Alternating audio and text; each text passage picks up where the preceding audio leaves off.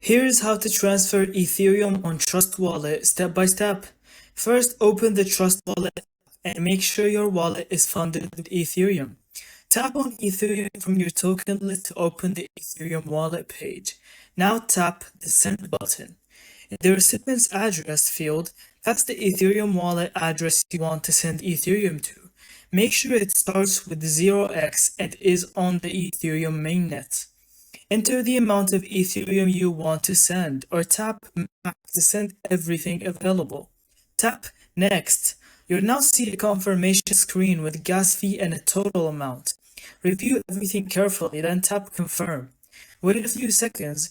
Your Ethereum transfer will be broadcasted to the network and confirmed shortly after. You can tap the transaction to view details or track it on Etherscan. Transfer Ethereum on Trust Wallet. Quick, secure, and beginner friendly. Thank you so much for watching. I hope you found this video helpful. Don't forget to leave your thoughts in the comments.